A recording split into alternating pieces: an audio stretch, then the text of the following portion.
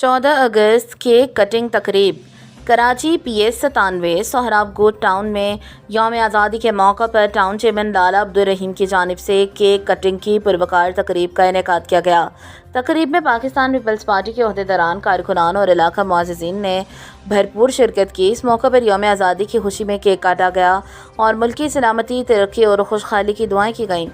तकरीब के दौरान पीपल्स पार्टी के अहदेदारान ने मीडिया से गुफ्तगू करते हुए कहा, आज़ादी एक अजीम नेमत है जिसकी कदर और वतन अजीज़ की तरक्की के लिए हर पाकिस्तानी को अपना किरदार अदा करना चाहिए। हम एक आज़ाद कंट्री में, आज़ाद मुल्क में पैदा हुए और आज़ाद मुल्क में हम हैं। यहाँ पर हमारे आबा व अजदाद ने इस दिन के लिए, पाकिस्तान को आज़ाद करवाने के लिए जो कुर्बानियाँ दी है वो किससे ढकी छुपी है नहीं।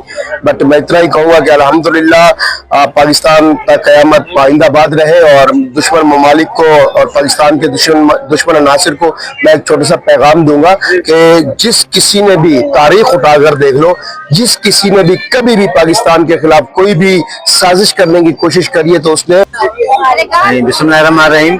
सबसे पहले मैं ये कहना चाहता हूँ कि ये पाकिस्तान 1947 में जो आज़ाद हुआ, ये हमारे लिए बहुत बड़ी नेमत की बात है।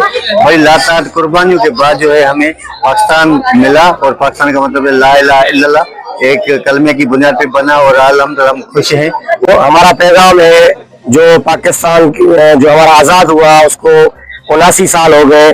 इस पुरसरत मौके पे हम आवाम को ये पैगाम देना चाहते हैं कि हमारी जो पाक फौज है, जो हमारी आज़ादी की खुशी में हर जगह पे वो आज ये जो पिछले साल इंडिया को शिकस्त दिया है, उसके लिए भी हम ये करेंगे कि हम अपने पाक फौज के शाना बशाना रहें और अपने पाक फौज के साथ जो है ज़ाहिर यकजहती में हर कदम पे शाना बशाना रहें।